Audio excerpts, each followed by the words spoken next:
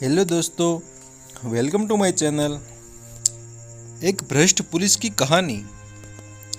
दोस्तों, आज हमारी कहानियों के खजाने में से हम पढ़ेंगे एक भ्रष्ट पुलिस वाले की बिल्कुल नई कहानी, जो पढ़ने में रोचक तो है ही, साथ ही हमें हमारे समाज और इसमें रहने वाले अधिकारी जो अपने पद का गलत फायदा उठाते हैं उनके बारे में दोबारा सोचने के लिए मजबूर कर देगी।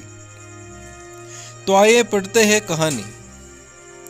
दोस्तों, हेमा डरते हुए पुलिस स्टेशन में आई तब उसके चेहरे पर डर का साया साफ दिख रहा था। डरे हुए मन से अपने दबे पांव आगे आने की हिम्मत की। आगे कुर्सी पर एक पुलिस को देखकर उसने राहत की सांस ली। कोई तो है जो भगवान जैसा अपने काम में मग्न होने वाला रक्षक उसे अपनी आंखों के सामने दिखा। खाकी वर्दी में बैठे इस व्यक्ति को रक्षक जैसे समझने के लिए कारण भी वैसा ही था। माथे पर टीका और गले में तुलसी की माला थी। उसके हमेशा भगवान की पूजा करने वाला यह रक्षक अपने होठ हिलाते हुए भगवान का नाम फुसफुसा रहा था।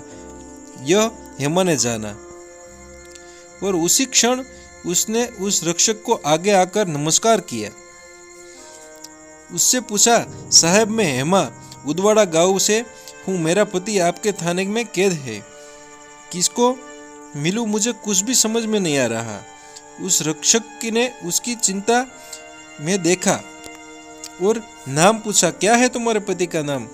हेमा आंखों में आंसू लिए बोल रही थी, भोला नाम है उसका।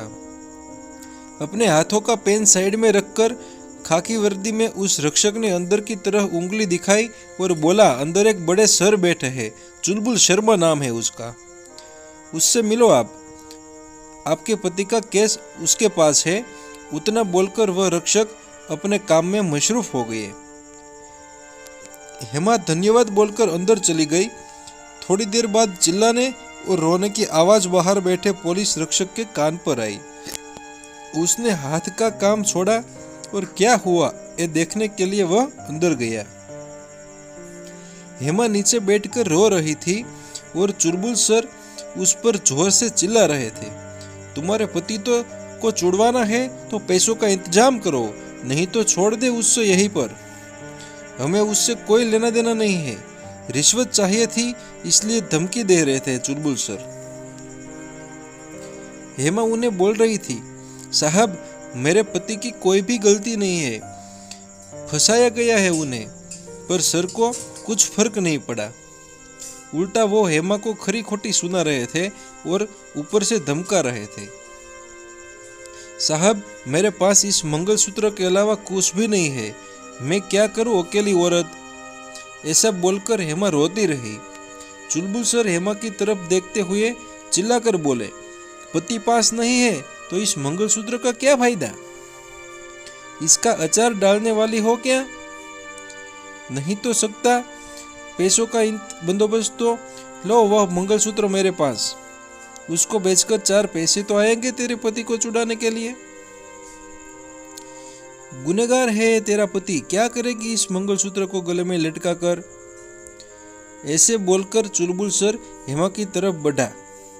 तभी हेमा ने गले में हाथ डालकर मंगलसूत्र निकाला और सर को देते हुए बोली, लो साहब यह मंगलसूत्र, आपकी बात भी सच है, पति ही पास नहीं है तो इस मंगलसूत्र को पास रखकर क्या करूं, पर मेरे पति को कुछ भी करके छोड़ दो, आपके पैर पड़ती हूं मैं।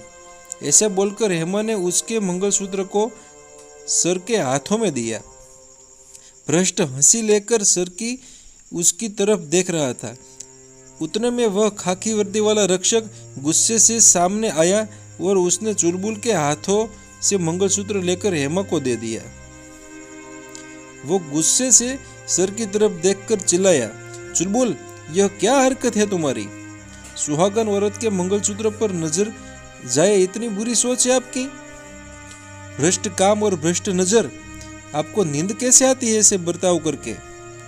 उसकी मदद करने के बजाय आप उस गरीब औरत का मानसिक शोषण कर रहे हैं। इसके लिए ही खाकी वर्दी पहनी थी आपने क्या? कहां पर भरोसे यह सब पाप? तभी वह रक्षक हेमा को बोलता, यह लो आपका मंगलसूत्र और पहन लो, और एक अच्छा वकील ढूंढो और जमानत करवा लो अपने पति की। पैसे नहीं है तो मुझे बोलो, मेरे पहचान से तुम्हें अच्छा वकील बताता हूँ। जमानत पर छूटने पर उसकी फीस मुझे वापस कर देना। ऐसा बोलकर वो रक्षक पांडे की तरफ गुस्से से देखने लगा। वैसे ही पांडे नीचे नजरें झुकाकर वहां से चला गया।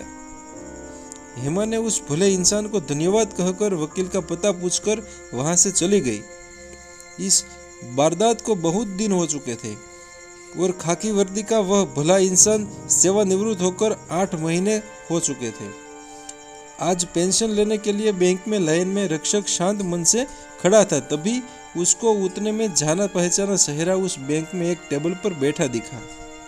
लाइन छोड़कर यह रक्षक वहां गया और देखता है तो क्या चुलबुल सर। चुलबुल का एक हाथ थरथर कांप रहा था, मुंह थोड़ा सा टेढ़ा हुआ था और पैर बहुत थरथर करते हुए दिख रहे थे। क्या हुआ सर, ऐसे कैसे हुआ यह सब? मुझे तो खबर भी नहीं है यह सब की। बड़े अपनेपन से उस रक्षक ने पूछताछ की सर से। बाजू में खड़ी सर की पत्नी सामने आई और बोली, नसीब के भोग दूसरा क्या होगा। 2 महीने हो गए, अब पगार लेने के लिए आना पड़ता है उनको। कुछ भी बचा नहीं है हमारे पास। बहुत इलाज किया, पैसे खर्च किए, लेकिन कुछ फर्क नहीं पड़ता इसको। ऐसा बोलकर उसने अपने आंसू पल्लू से पोंछे। वह रक्षक मन में सर के लिए भगवान से प्रार्थना करने के दुखी मन से वहां से चला गया। कर्म और कर्म का मिलने वाला फल, ऊपर वाले का यह सिस्टम शायद ऐसा ही चलता है। तो दोस्तों, ये कहानी आपको अच्छी लगी हो तो चैनल को लाइक, शेयर एंड सब्सक्राइब जरूर कर देना दोस्तों, क्योंकि आगे ऐसी ही मज़ेदार स्टोरी आपको सबसे पहले मिलती रहे। तो thanks watching for Chirag Vora update channel.